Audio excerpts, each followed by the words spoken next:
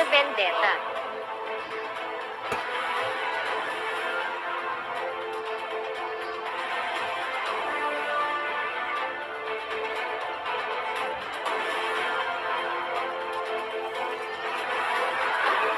Nagsimula ang pelikula sa isang masayang mag-asawa na sila Mason at Josephine. Sa ilang taon na nilang magkasama bilang mag-asawa ay hindi pa rin sila binibiyayaan ng anak, pero hindi ito naging hadlang para maging masaya pa rin ang kanilang pagsasama dahil naniniwala sila na darating din ang oras na magkakaanak na sila basta hindi sila titigil na sumubok. Kinahapunan ng pumasok na si Mason sa kanyang trabaho bilang isang pulis ay nakatanggap sila ng ulat na nasa isang lumang warehouse ang magkapatid na notorious at mapanganib na mga mobster na kanilang hinahanap na sila Dom at Griffin mula sa patong-patong na mga kaso na kanilang kinasasangkutan. Kasama ang kanyang partner na pulis na si Joel ay naging maaksyon agad ang tagpo pagkarating pa lang nila sa nasabing lokasyon.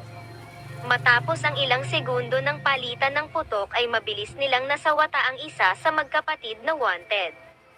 Dagling ginalugad ni Mason ang lugar para hanapin ang isa pang natitirang wanted na si Dom pero hindi naging madali ang lahat dahil isa itong ubod ng laki at may malakas na pangangatawan na individual. Kaagad siyang napabagsak nito at inupakan ng walang humpay. Hindi naman sumuko si Mason at nakipagsabayan siya dito ng paglaban gamit ang mano-manong puwersa kahit pa mas nangingibabaw ang husay ng kalaban na ito. Bagaman hindi ganoon kagaling si Mason sa pakikipagbakbakan ay isa naman itong matalinong pulis kung saan nahulog ang mobster sa patibong na kanyang inihanda. Natatawa na lang si Mason dahil nagawa niyang maisahan ang malaking bulas na mobster. Dahil na-corner na nila ito ay wala nang nagawa pa ang mobster kung hindi sumuko na sa kanila. Habang nasa labas sila ay kaagad na tumawag si Mason sa kanyang asawa upang ibalita na ayos lang siya. Narinig ito ng hinuli nilang wanted na si Dom at sinabi sa kanya na maghintay lang siya sa kanyang gagawing paghihiganti dahil sisiguraduhin niya na magkikita pa sila sa lalong madaling panahon. Noong una ay napaisip siya ng malalim sa mga sinabing pagbabanta ni Dom pero ipinahayag ni Joel na huwag na lang niyang pansinin pa ang mga sinabi ng mobster dahil tiyak na mabubulok na sa bilangguan ang mga ito. Sa pagdaan ng ilan pang mga linggo ay sa wakas ay dumating na ang pinakahihintay nilang araw kung saan nagdadalang tao na si Josephine. Dahil dito ay napuno ng galak si Mason at mas pinagbutihan pa niya ang pagtatrabaho para sa magiging anak nila. Subalit napawi ang lahat ng kasiyahan nang makatanggap siya ng balita na napawalang sala sa hukuman ang dalawang wanted na magkapatid dahil tila nabayaran ng mga ito ang hukom at ngayon ay malaya na muli sila. Walang nagawa si Mason kung hindi madismaya na lang sa naging resulta. Sa ilang saglit ay nakatanggap siya ng tawag mula sa kanilang bahay pero ang sumagot sa kabilang linya ay si Dom. Walang kaalam-alam si Josephine na habang nasa banyo siya ay nasa loob na pala ng bahay nila ang kawatan na ito. Nagmadaling nagmaneho ng kotse pauwi si Mason para pigilan ang mga pwedeng mangyari sa kanyang pinakamamahal na asawa. Natataranta pa niyang tinawagan si Joel para humingi ng tulong subalit tila huli na sila dahil kinuha na nito ang asawa niya at halinhinang isinagawa ang kanyang paghihiganti. Hindi pa dito nakontento ang demonyong mobster dahil nang malaman na dinadala ni Josephine ang magiging anak nila ni Mason ay walang humpay niya itong inatake. Naunang dumating si Joel pero huli na ang lahat.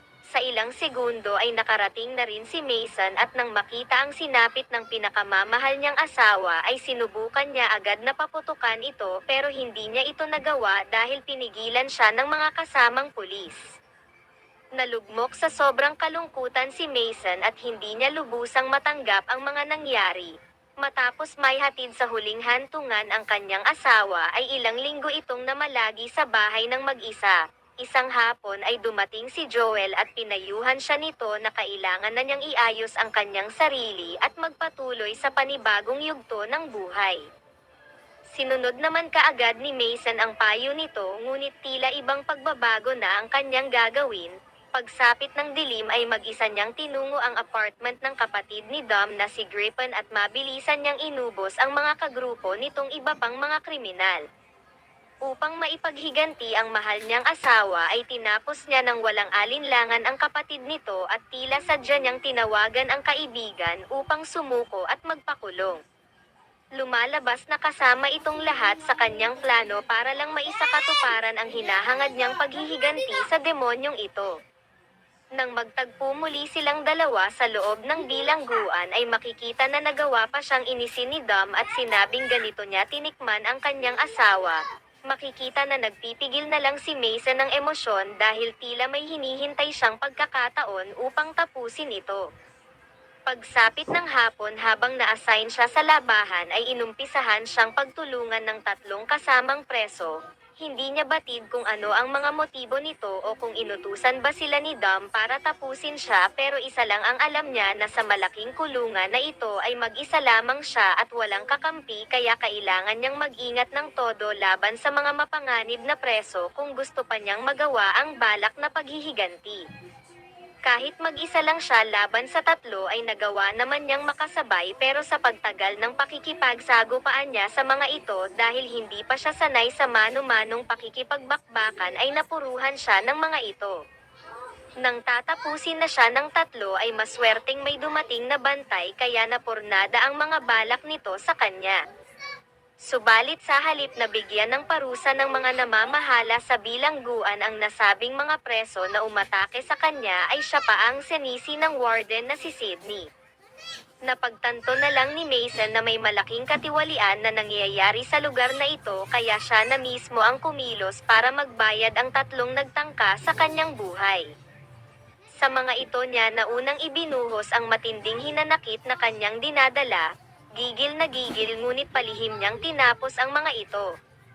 Nagmakaawa pa ang isa sa kanila, subalit nang maalala niya ang sinapit ng asawa niya ay mas lalo niya lang tinindihan ang kanyang ginagawang pagtapos sa mga kriminal na tulad nila. Nalaman na nang natitira sa tatlo na si Booker ang nangyari sa dalawa, kaya namumroblema itong lumapit kay Dom para humingi ng tulong. Hindi naman ito makapaniwala na ang pulis na tulad ni Mason na may pagkalampa noong nakaraan ay bigla na lang magiging isang tila mabangis na hayop. Dahil dito ay nakipag-usap si Dom sa iba pang lider ng pangkat ng mga preso na sila Drexel at Max para utusan ang isang hitman sa bilangguan na nagngangalang Blake para tapusin na si Mason. Sinugod nito ang selda kung nasaan siya. Dahil sa lakas nito ay hindi agad nakalaban si Mason. Nagawa niya lang itong matalo nang ginamit na niya ang lababo kung saan siya unang ibinalibag nito, subalit dumating na ang mga bantay na pulis at tulad ng naunang pangyayari ay siya na naman ang sinisi ng warden at inakala pa nito na siya ang nanira ng gamit sa kanilang selda. Hindi na siya binigyan ng pagkakataon na makapagpaliwanag at dinala siya ng mga ito sa Bartolina. Sa halip na patuloy na malungkot dahil sa sunod-sunod na kamalasan na nangyayari ay nag-ensayo lang siya ng walang tigil at pagkalipas ng ilang araw matapos makabalik sa selda ay tinapos na niya si Booker ng palihim. Unti-unti nang nag-aalala si Dom sa mga nangyayari, hindi niya inakala na ang malambot na pulis ay magiging mabagsik na taga-lupig, kaya lumapit na ito sa korap na warden para pagplanuhan na i-dispatcha si Mason.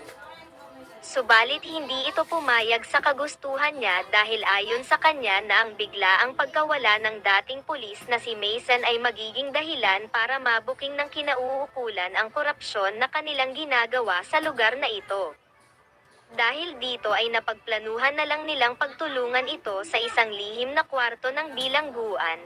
Nilinlang din nila ang kanyang kaibigan na si Joel at sinabing may nangyaring masama kay Mason para pumunta ito sa lugar kaagad. Walang nagawa si Mason sa mga nangyayari dahil sa lakas ng gamot na ibinigay sa kanya ay hindi siya makakilos ng maayos at lubha siyang nanlulupaypay. Pinagtulungan ng mga pinuno ng ibang pangkat na preso ang kanyang kaibigan na si Joel sa kanyang harapan, subalit wala siyang magawa kahit gustuhin niyang tumulong dito.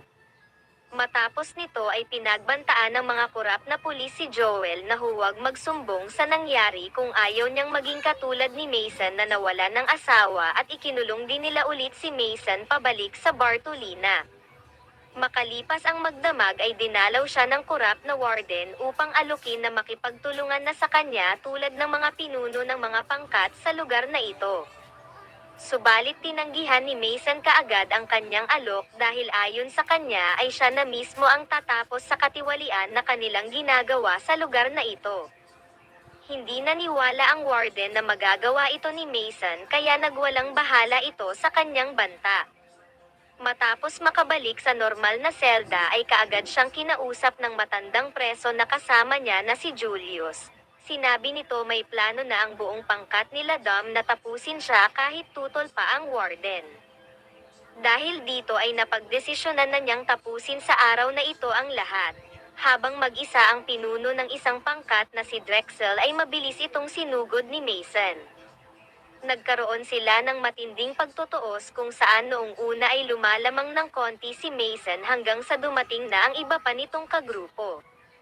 Sinubukan siyang pagtulungan subalit dahil sa pagpapalakas na kanyang ginawa sa loob ng ilang panahon ay walang kahirap-hirap niyang tinapos ang mga kasama nito at hindi nagtagal ay inihagis niya ang pinuno ng isang pangkat na kalaban sa isang kurap na pulis. Dahil dito ay nakuha ng ibang preso ang armas nito at nagsimula ang malaking kaguluhan sa buong bilangguan. Sa wakas ay dumating na ang araw na kanyang pinakahihintay. Sinugod niya si Dom at nagtuos sila ng todo. Kahit ilang beses pa siyang bumagsak dahil sa lakas at laki nito ay tila hindi niya iniinda ang lahat at patuloy lang siyang bumabangon para maisakatuparan ang paghihiganti sa ginawa nito sa kanyang mahal na asawa. Nang unti-unti nang lumalamang si Mason ay dumating na ang warden sa gitna ng kaguluhan at mabilis na pinatamaan siya sa kanyang balikat. Ipinag-utos ng warden kay Dom na tapusin na siya subalit sinabi ni Mason na inalok siya nitong maging kapanalig bilang kapalit niya sa pagiging pinuno ng pangkat noong nakaraan na agad na ikinainis ni Dom kaya napunta ang atensyon nito sa balimbing na warden. Habang nagaganap ito sinubukan siyang kuyugin ng iba pang mga kamiyembro ng tinapos niyang pinuno ng pangkat kanina. Buong lakas siyang nakipagbakbakan sa mga ito kahit pagod na siya at sobrang nahihirapan dahil sa kanilang madaming bilang ay pinanghugutan niya ng lakas ang malaking hangarin na maipaghiganti ang nangyari sa kanyang mahal at sa magiging masayang pamilya sana nila. Lumapit din ang hitman noong nakaraang araw na si Blake kasama ang iba nitong mga kasamahan. Sinubukan din siyang pagtulungan ng mga ito subalit para ng isang mabangis na leon si Mason at hindi na nito iniinda pa ang natatanggap niyang mga atake sa kanila. Isa-isa niyang tinapos ang mga ito hanggang sa dumating sa punto na naubos na silang lahat. Lumapit din ang kurap na pulis na siyang walang awang nanlinlang kay Joel kaya walang alinlangan din itong tinapos ni Mason. Sa pagtagal ng nangyayaring gulo mula sa pag-aaway-away ng iba't ibang pangkati ng mga preso sa lugar na ito ay dumating na sa punto na tila kakaunti na lang ang natira sa kanilang lahat kasama na dito sila Mason at ang demonyong kawatan na ito na siyang dahilan kung bakit nandirito siya. Nagkaroon muli silang dalawa ng matinding pagtutuos kung saan sa pagkakataong ito ay bigay todo ng ibinubuhos ni Mason ang lahat ng kanyang makakaya para tapusin ang malaking bulas na ito. Kagaya ng kanina ay paulit-ulit lang siyang bumagsak dahil sa lakas ni Dom pero nagmistulang manhid na mandirigma si Mason na hindi iniinda ang mga tinatanggap niyang atake dahil determinado talaga siyang hindi sumuko hanggat hindi niya natatapos ang kanyang plano noong una pa lang matapos niyang makapagdesisyon na magpakulong sa nasabing lugar. Nang magawa niya itong mapabagsak ay sinamantala na niya ang pagkakataon na paulanan ito ng sunod-sunod na atake. Magagawa na sana niya ang kanyang hinahangad na paghihiganti subalit nagkamalay na muli ang kurap na warden at pinaputukan muli siya nito na naging dahilan para makabangon si Dom at magawa na namang makalamang sa kanilang sagupaan. Sinabi ni Dom na dito na nagtatapos ang lahat at pakikamusta na lang siya sa kanyang asawa at anak kapag nagkita silang muli. Subalit sa pagkakataong ito ay naisahan ulit siya ni Mason dahil nagpapanggap lang pala siyang hindi na makagalaw pa. Hindi na ito nakapagsalita pang muli at tuluyan na siyang tinapos ni Mason. Sa huli ay tuluyan na rin na nakalapit sa kanya ang tiwaling warden. Subalit bago pa ito makapagpaputok muli sa kanya ay dumating na ang mga nasyonal na mga kapulisan at mabilis siyang inaresto dahil sa patong-patong na korupsyon na ginawa nito. Sa pagtatapos ay masaya na si Mason na nagawa na niya ang hinahangad niya at natulungan niya pang